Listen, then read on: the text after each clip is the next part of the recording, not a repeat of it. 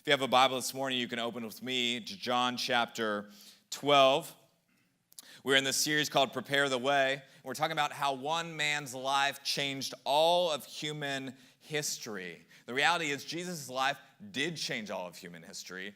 Everywhere, every religion talks about Jesus. Every place in the world, though there may be misconceptions or misunderstandings or there's blanks that are yet to be filled in about what Jesus did, who he is, there's a sense of which Jesus' name has been proclaimed in almost every small, tiny place all around the world. And those missionaries who've taken on the mission of Jesus say, we are going to make sure that even those places hear the name of Jesus. And people are all around the world making sure that happens.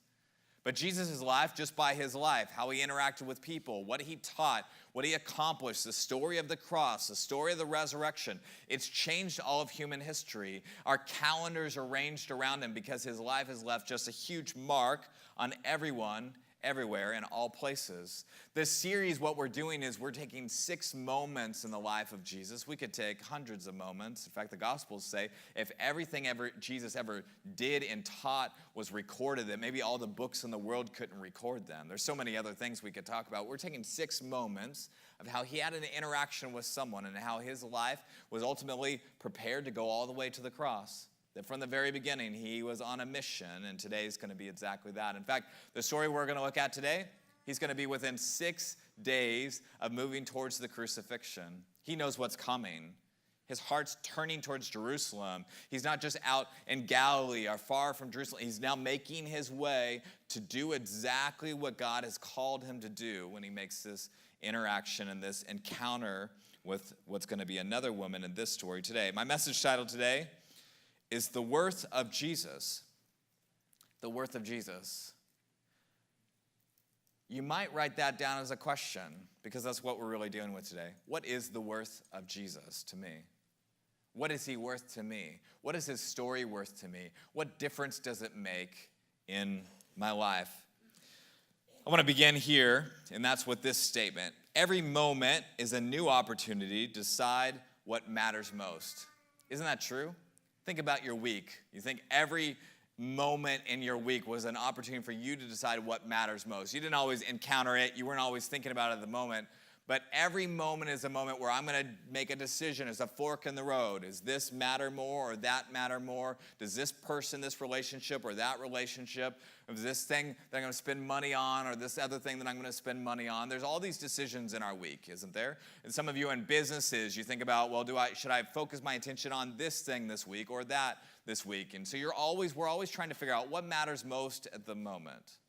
Well, I was at a funeral this weekend for a good friend, and his mother has died this last week, and I was standing there and preparing for it, but standing there especially with the people and thought, this is another moment for us all to think about what matters most, isn't it? I mean, we've all been to funerals at some point. Some of us more than we'd like to, more than we wish we'd have to. And every time you go to one of those and you think about the loss of someone you cared about and you knew and you loved, that loss reminds you to treasure every moment, doesn't it? Say, I don't want to just cruise through life. I want to look at my wife in the eyes and say, you're precious to me. You matter to me. You are God's gift to me, right? I look at my kids and think, I know I'm busy. We're all busy. But I'm going to sit down. I'm going to play video games with my boy because that's his love language, right? My other boy, I'm going to go find something good, some candy, something that tastes good and give them because that's his love language. I'm going to say, you know what? Ultimately, you're the ones that matter most. It's not the other things that I have to get done. It's not the other things. Those will have to wait. Every moment is a chance for us to decide what matters most. The story that we're going to read today is about a family who's been changed by Jesus. It's the story of Martha and a Mary and a Lazarus. And their lives have been completely wrecked by this encounter with this man who's led them to think about life in a way they've never thought about life before. And ultimately, who has been part of the process of bringing about a resurrection for Lazarus, who's died, who's a good friend of Jesus, and Jesus raises him from the dead. And this family has seen all the things that could be possibly seen, and their life forever has been changed by Jesus. And what's going to happen in this story today is this woman named Mary, She's going to draw a line in the sand, and she's going to decide what matters most in her life. She's going to draw a line in the sand, and all the onlookers are going to watch her, and they're going to think, I don't know, that feels a little too far. Like, that feels a little over the top in how you're doing that, Mary. But she's going to say, for me, this is how I can proclaim, and this is how I can show my love for the one who's given me everything I could have ever hoped for in this life.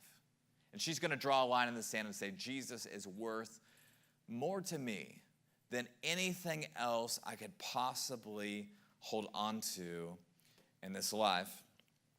John chapter 12, starting in verse 1. It says 6 days before the Passover. If I can just stop there for a moment, they're all moving towards the Passover. We're going to talk about that more next week because we're getting closer and closer to the cross. I don't know if you realize that's what we've been doing with the series. We started with the coming of John the Baptist saying, I'm going to prepare the way. And then the encounters, the ministry of Jesus has been unfolding as he proclaimed his mission and then having these encounters. And now he's 6 days from Passover.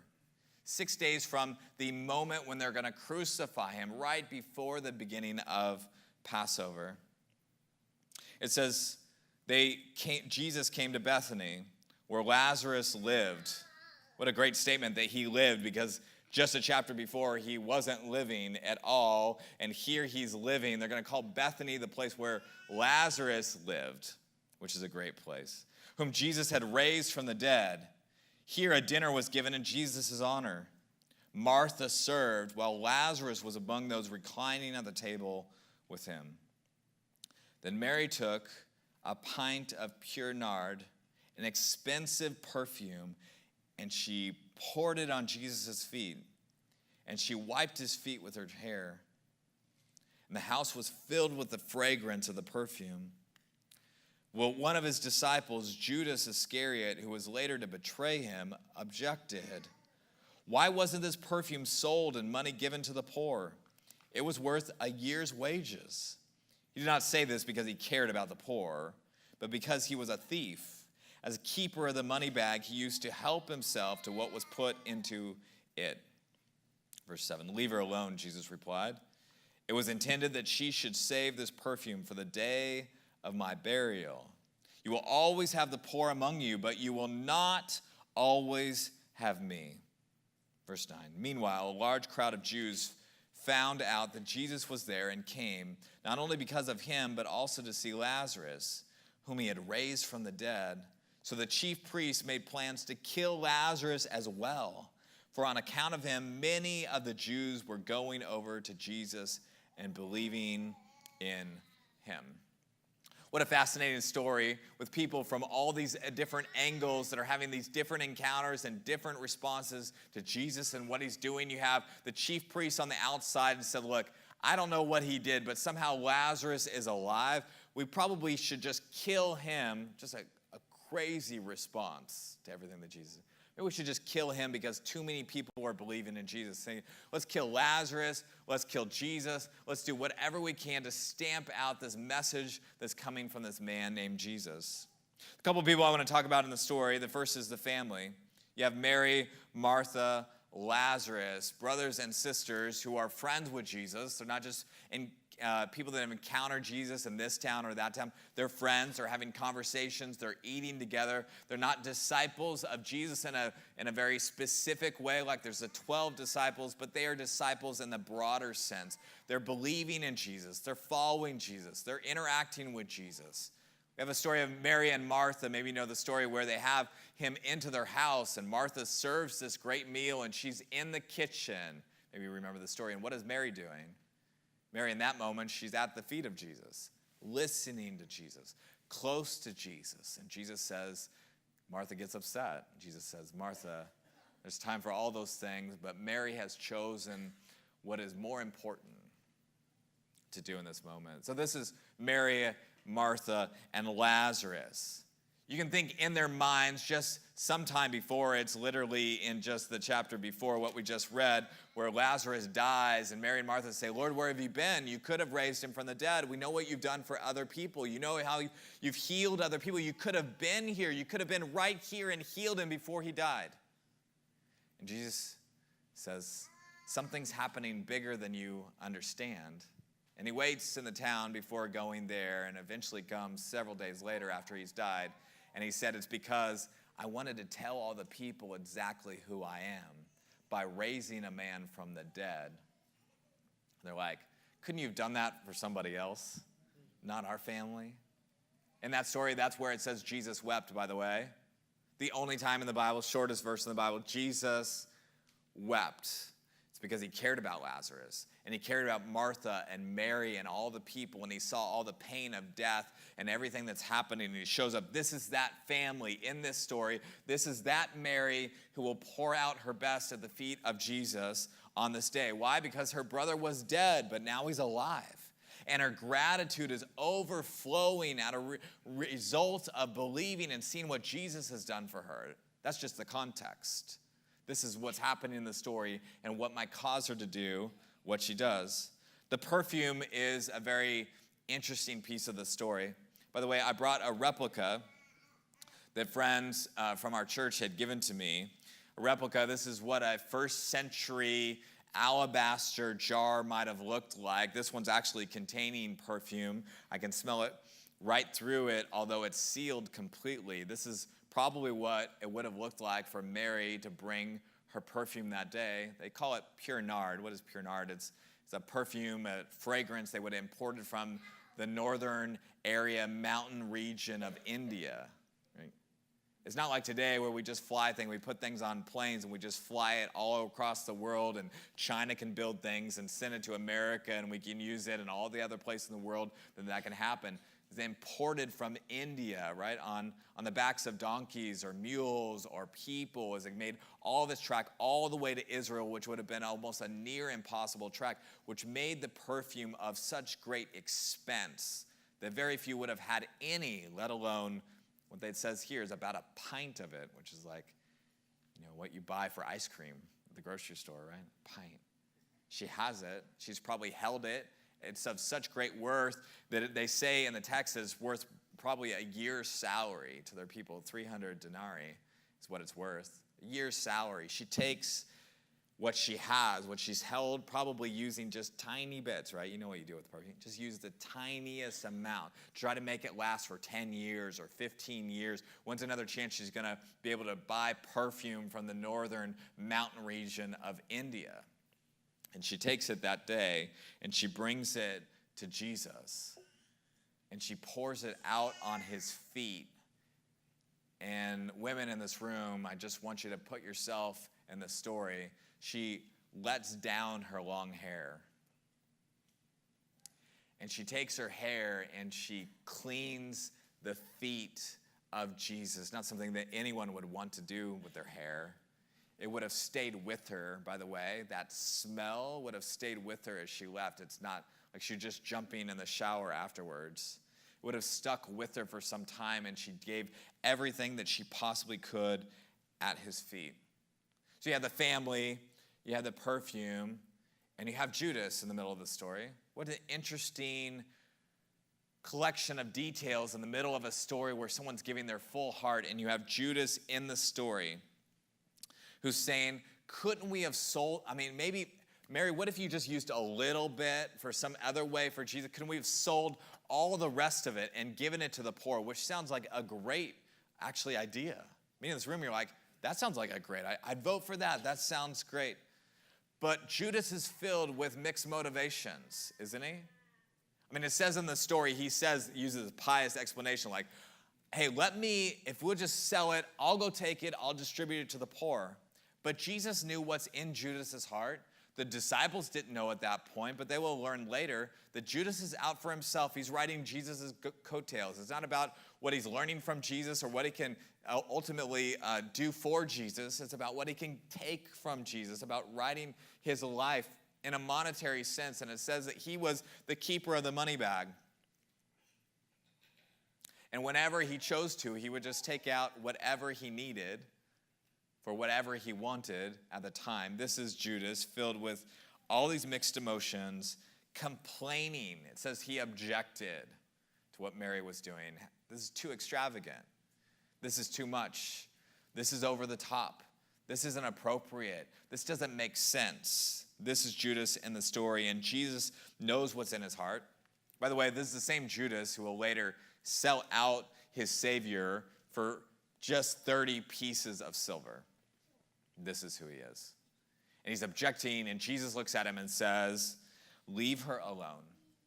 Back up, isn't he? Stop talking. Leave her alone. You need to stop. I know what's in her heart, and I know what's in your heart. He would be crucified in 6 days, by the way. So in a sense, what's happening in that moment is though she's just pouring her heart out to him, she's actually prophesying, speaking to what's about to happen. She says, here's this perfume that would be used for a burial or for some great purpose here today. And Jesus says, she doesn't quite know even what she's doing because this was put aside and given to her in her life to prepare me for burial. And you can imagine their mouths dropping open. Like, exactly what are you saying? You keep referring to all these things we don't like, Jesus. Once again, your death is coming. He says, I'm going to die so quickly and they're going to bury me so hastily that there won't be time to prepare my body for burial. And she's doing it in advance because I have a big week ahead of me where I'm going to go give my life upon a cross for her and for you and for all of human history. The big question that I was wrestling with, that I want us to wrestle with for a couple of moments here this morning is, what would I have thought if I was there that day? You know, I can read back the story and I know what I think now. I know the right answer and the wrong answer, right? It's like test taking, like, you know, or in a Bible study. We'll give that example. When somebody asks a question, you're not sure the answer, and you know what the answer, what the go-to answer is. It's always going to be Jesus at the end of the story, right? You're like, well, what should we care most about? Jesus. What should we do? What should we think about tomorrow? Jesus. You know, you go to that. I know in kids' classrooms, the kids learn to do that from a very young age. But if you really put yourself in the story, and I think to myself, Brad, what would I have thought if I was there that day? I think it gets complicated for me. Because I think it's likely that I would have thought that feels a little over the top.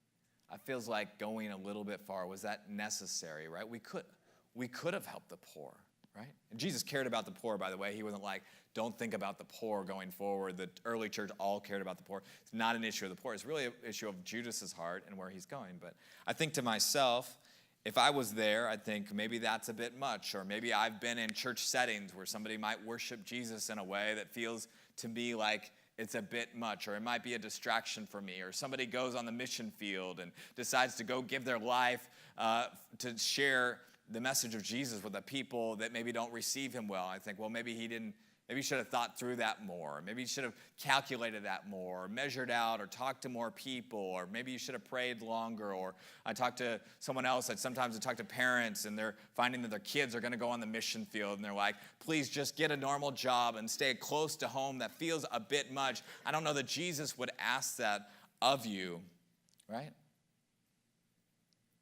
I think maybe did she think it through enough? I don't know how many times I've thought that about other people, but I know at least a few. And I've probably thought that sometimes for myself. This feels a little radical, right? Like to do that feels just a little bit far. And if I shared that, and sometimes I've shared some of the things that I've prayed about and decided to do with others, and they've looked at me, family members, other people have looked at me and think, that just feels a bit too far to go. But the reality is, and here's what I want us to wrestle with this morning, what does loving Jesus look like? The reality is, loving Jesus was never supposed to be cautious or calculated or careful or measured or prudent or acceptable to everybody. Loving Jesus is always supposed to be more like Mary and less like everyone else that was there that day. Loving Jesus was always supposed to be more like Mary and less like a Judas or less like the disciples, more like the women who will stand at the tomb, by the way, to the very end, just giving their lives, not afraid, whereas all the other people stay away that day. Loving Jesus is always supposed to be about more than just doing what seems reasonable, isn't it? I think it goes all the way back to what Jesus did for us. Jesus didn't do what was reasonable, did he? I mean, Jesus went to a cross. Why should the God of the universe, sinless as he is, die for my sin? That's not reasonable. That's not cautious. That's not measured. That's not holding back in any way. Jesus gave his life for me. This woman doesn't even know that Jesus is going to do that. All she knows is her brother was dead, but now he's sitting at the dinner table with them. That's what she knows. She says, I don't want to hold back from him in any way. And so she loves Jesus in front of people that day, and the people are shocked. She might have felt some resistance from even her family members if they had known exactly what she was doing. They may have thought that she was going too far. But I want to say for all of us, if you're a follower of Jesus Christ, if you're going to live a cautious, measured, reasonable life before the one who gave his life for you, you're just going to miss out. And I'm not saying that Jesus' grace won't be still for you and for I, because it still will be. God is bigger than my ability to give him everything that I have. His goodness is greater than my failings. But I'm just going to miss out on experiencing Jesus for exactly who he is. If I'm going to say, God, I'm going to be cautious. I'm going to think it through really far, right? Mary doesn't do that day. What is it supposed to look like to follow Jesus? It looks like a woman who takes the best of all she owns, of all she has, her hair, her perfume, the best of everything she has, and she pours it out in an extravagant act of worship before Jesus Christ, who's sitting there that day. What is the proper response to a God who gave his life for me and for you?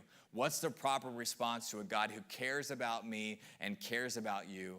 Extravagance is the proper response to all of those things.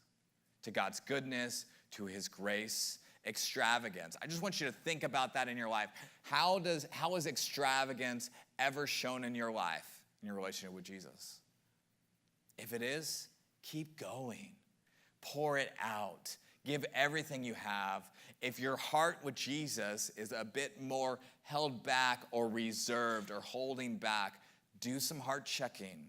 Praying about it. Say, Jesus, will you remind me who you are? Will you remind me what you've done for me? Because here's the reality. When we're not so extravagant in our pouring ourselves out before Jesus, it might be because we forgot who we used to be and what he did for us. That it's gotten a little further away. For Mary, her brother was dead and now he's alive. I mean, it's probably happened in the last week or a very short period of time. Something amazing happened. It's very front and center in our heart and our mind, but we can forget who we used to be and what Jesus did for us. We can forget who we would have become if Jesus didn't interrupt our life. We can forget all those things, and then we start doing something that seems reasonable. But it doesn't fit the grace of the Lord Jesus Christ, who gave his life for you and for me. And what does it look like to respond to all of that in an extravagant way? It looks like our emotions being involved. They're not just being purely intellectual, though our intellect should also be involved in that. It looks like our emotions, our intellect, something physical, something tangible. All these things should be pouring out of our life, and the way that we treat other people, and the way that we pray before Jesus, and the way that we open our Bibles, not just as a duty or a lifeless thing, like, okay, I got to read my Bible again. So, Jesus, I'm here to meet with you. When we sing together at church, not to be like, okay, I'm just singing the words. I'm just going to stand here. I'm going to do the reasonable thing. And I know we all get like people looking at me, all those kind of things. But there should be a bit of extravagance in our response. Maybe that's the volume you sing at. Or maybe that's your intentionality of thinking through the words of every song. Or maybe that's something you're doing physically with your body. Whatever it is for you, that our time with the Lord in prayer and our time in worship when we come together and our opening our Bibles, there's something emotional about it, something intellectual about it, something tangible about it where I say, Jesus, I get it. I see what you did for me, and I can't ever repay you. I mean, I can't ever like do something that amounts to what you did for me, but I see it. I see what you did and what you accomplished, and now my life, I'm pouring out before you, Jesus. I'm taking the best of what I have, my time, my energies, my resources. We've just been through a season where we're talking about our finances, every piece of my life, not just a bit, but every bit of me lived completely and totally for you. It's like Jesus says, to love the Lord your God with all of your heart, soul, mind, and strength. That is the goal. And so we say loving Jesus isn't supposed to be cautious or calculated or reserved. It's just not supposed to be. If it is, there's something we're missing about the reality of what he did for me. And extravagance is supposed to be the proper response to an extravagant God who gave his life on my behalf. And so the question I want us to wrestle with this week is simply this: what is Jesus worth to me? And how can I show him? And how can I show him, right? What is he worth to me? What was Jesus worth to the woman that day? To Mary? I mean, she probably thought, how do I even say thank you, right? I send him a thank you card. I give him a hug, right? All those things are good. She said, it's worth so much more to me. My brother was dead, and now he's alive. It's worth, I couldn't pay him enough. I would have easily given everything I had to keep them alive. Being at a funeral yesterday, or those of us, we would do anything, right? If our loved one, just another day, another week, another year, if I could have another with them, I would mortgage everything, wouldn't I? And that woman that day said, well, why wouldn't I do it after the fact? And she took her most precious object, and she said, this is the best way for me to say thank you. And yes, it's extravagant. And yes, people around me are going to think I'm a little over the top. It wasn't necessary, not needed, right? But she said, I must do what's in my heart. If he is what matters most to us, how do we express that in our daily life? How do we say thank you to Jesus? What does gratitude look like? In my worship, in my prayer life, in my decision-making this week, when I'm deciding between this or that, whether it's an activity, something I'm going to do, maybe I feel like that takes me away from you. Is that worth more, or is Jesus worth more, right? Or my decisions making about my work or my habits or what I watch on TV or my relationships or forgiving someone who's hurt me. All those things are wrapped up in the idea of what does it look like for me to be extravagant? Maybe I should forgive people who aren't worthy of my forgiveness. That sounds extravagant. Maybe if I would told my friends I think I'm going to forgive them, they'd be like, I don't know that they're deserving of being forgiven. They harmed you so much. Yeah, but I know what Jesus has done for me and how he's forgiven me. I can't help but forgive them in the same way that he's forgiven me. This is that woman that day, Mary, who says, he is worth everything to me, and I'm going to show him, which means, by the way, and you're showing him might look different than me. It might be your personality, your thing. It means that you can find creativity. You can say, Jesus, for me to you, to express my best back to you, it's going to look different. I don't have to look like anyone else. I can be me with you and give you the best of me. No one else gave her the manual. Like, when your brother raises from the dead, here's the manual, right? Go home, find some perfume, and go wash his feet. There's no manual. She's making it up as she goes. Our own lives, like Jesus, can be the same. A chance for creativity and giving our best to this Jesus that we love. By the way, her love for Jesus changed the whole room that day, the whole atmosphere.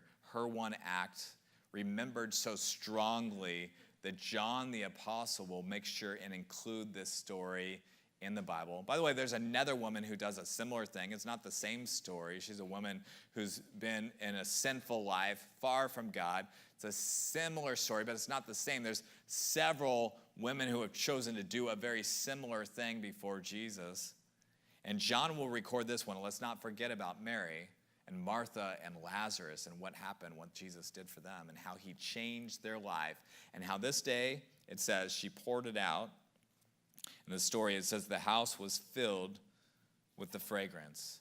You know what? Your life If you'll pour your life out before Jesus, if you'll give everything that you have, it'll end up changing the atmosphere of the people around you, the relationships with the people around you. It will change the room, right?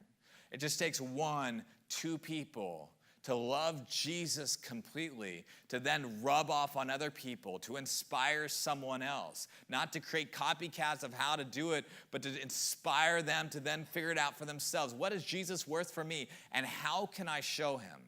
And to go do it in their own life. That day, she did it, and the room was filled with the fragrance. And that fragrance, if it's anything like the fragrance that's in here, would not have dissipated quickly.